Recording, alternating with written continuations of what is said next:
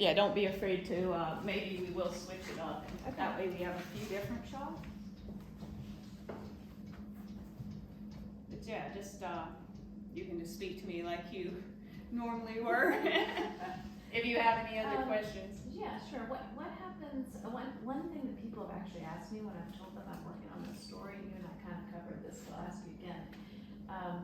What happens to like the carcass, to the internal organs? Like, you know, have these animals come to you and what happens to their insides?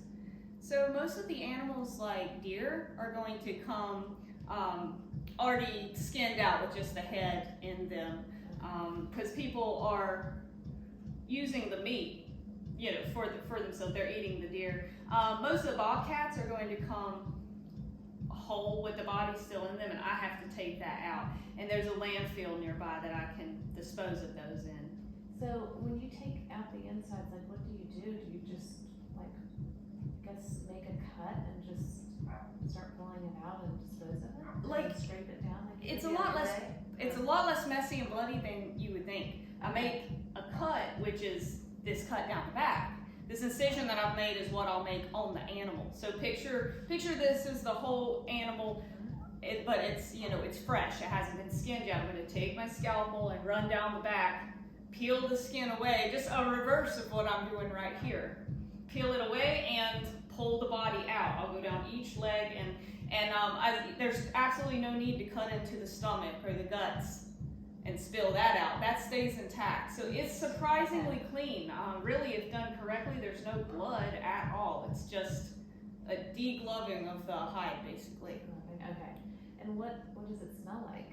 If the animal is fresh, the way it should be, it smells like very little. Whatever smells you're going to smell is just animal smell. You know, wet dog, wet cat, some dirt, but not a rotten smell.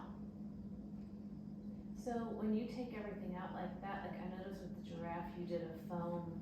I mean, you worked with, I think that the actual giraffe skeleton, or was I wrong? Not skeleton, but like you worked with the degloved giraffe. Yeah, that was the body of the giraffe. So to get all the details right. Yes, in the case of the giraffe, I was making a body from scratch, so I needed to trace that carcass and use those measurements to be able to carve my original body. Okay. For something like the average bobcat, I'm buying the form that goes inside.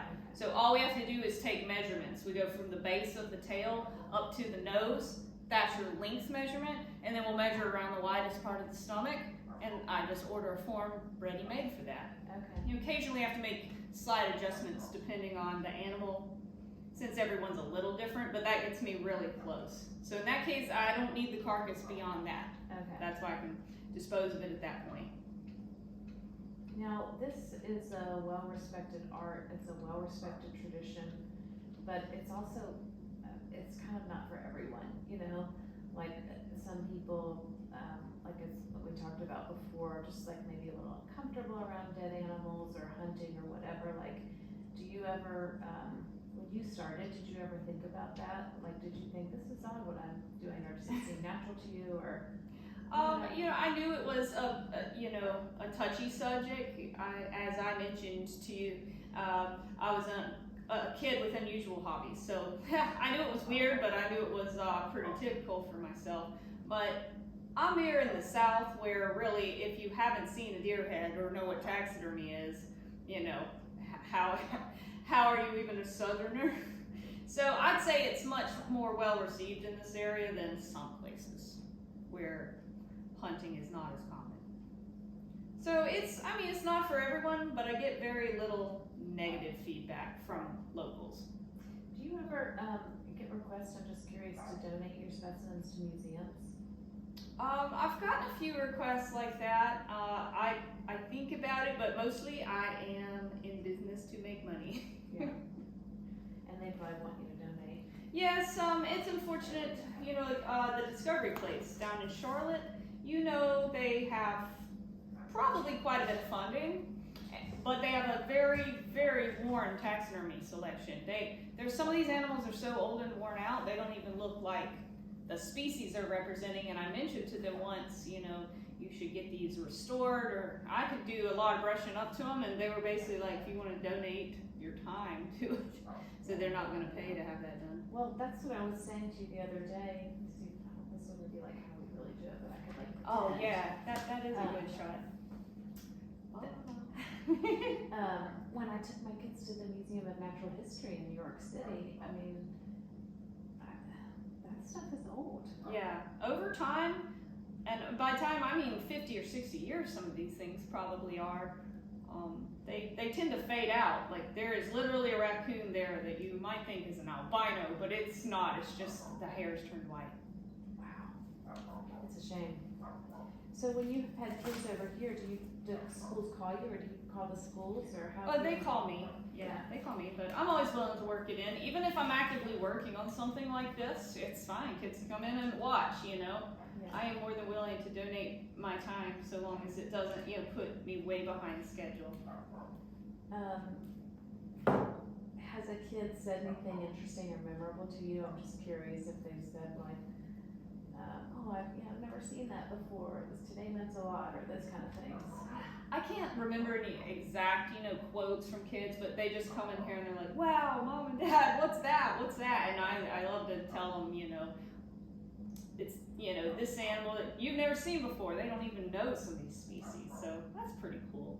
And it really gets you more up close than you would even in most zoos. You're still behind a fence or cage most of the time there, and they can, you know, if they're gentle, even touch these animals. It's really cool. It's interesting because a lot of the taxidermists that I've talked to, and you're the only one I've actually interviewed, you know, officially on the record so far, but a lot of them just do like one thing, like just white-tailed deer, or, you know. Really, that's interesting, because Yeah. actually I feel like most taxidermists don't specialize in something. That's been your experience? That's been my experience. You know, I've only called around a few people. I talked to one person who only does roadkill, and then I talked to a few people who only do deer. That's what you call ethical taxidermists, that just want to only work with specimens that are natural deaths. And I respect that if that's what you want to do, but I do think it would be hard to build a successful large business. Yeah. You know, like no deer hunters, no deer that were shot, just only roadkill deer. I guess we would have to switch to vehicular hunting at that point, if that passes. There are a lot of populations that need to be culled. That's just how it is. Right. I think of that as a natural death personally, but it's just how it is.